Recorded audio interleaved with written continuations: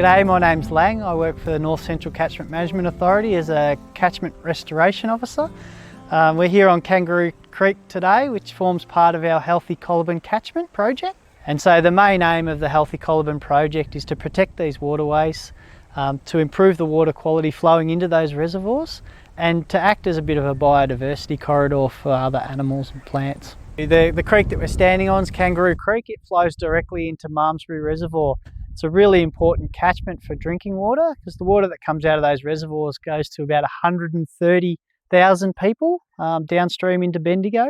The project that we're working on here, we've got 6 neighbours that are all working on a project together. It's a really interesting project because they've all come together as a group to work towards the same goals. That's what I find really exciting about this little project. We're also working really closely with the Landcare group, and Landcare are going to form a really important part of this project going forward. My name's Shauna. We're here in Drummond. We're on a 20-acre lifestyle block, so it's all quite new, this property, to us. We're standing here down on our creek. We were excited to get a little bit of creek, but it needs some help. It's really clear that what's been going on here is not in the best interests of wildlife and regeneration principles. This 20-acre block is one of 6 blocks in a subdivision, so most of us have moved in at much the same time and we get along fantastically. So this project came to us through CMA, and it just so happens that all of us were of the same mind. So it was easy to just work up a plan to do it all at once, because there's not much point in small blocks doing works without their neighbours doing works as well. I'm John and this is Jean. We moved from Melbourne to this property in 2019. It was originally a cattle property in years gone by before the subdivision, and then the previous owner had horses on it. So when we moved here, we had a lot of weeds, blackberry, gorse, briar rose, hawthorn, thistles, you name it, we had them all.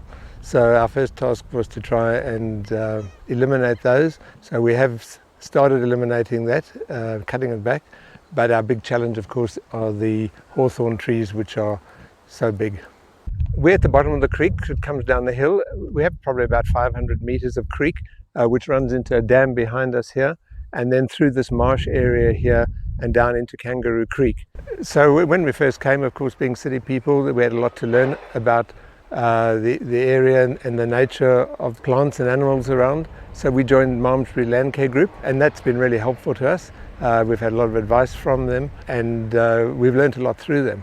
So the Healthy Coliban Catchment project itself is actually a really interesting project. We're working in conjunction with Coliban Water, the Jarjo on this project. It's unique in that Coliban Water are actually co-funding the project. So our funding comes through the state government, and Coliban Water have decided to co-fund the project because they're interested in the healthy water that's going to go and end up into their reservoirs that they then on-sell to the community. So traditionally our projects, we would work with one landholder at a time.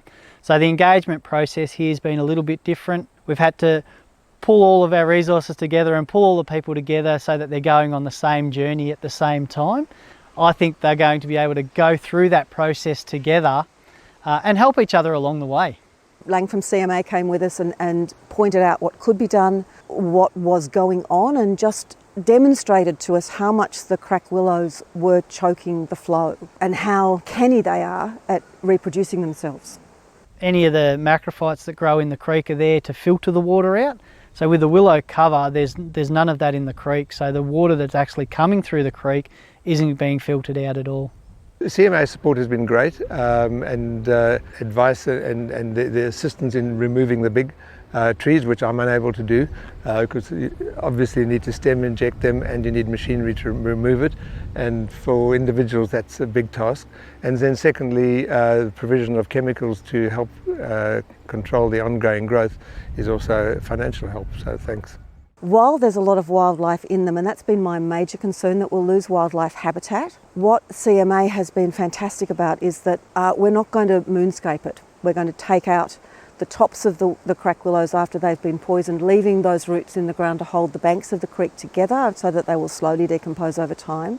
Once we do remove the willows on this site, we're looking at replacing them with structure. So we're going to try and bring back the structure to the creek. We'll put in an overstory species of gums, a whole vast range of different wattles underneath that, and then we'll try and encourage that ground cover that I spoke about earlier underneath the willows to grow back in the creek to act as that filter for the water. The wildlife that's currently here won't be unhoused so much as rehomed. We hope once the hawthorn and the willows have been removed that we can plant it with trees mid-story and lower story, so it becomes like a little nature walk where we have a lot of birds and native animals. Looking forward to removing a lot of the old dead willows at the top. So yeah, we think it'll be good for our little community here.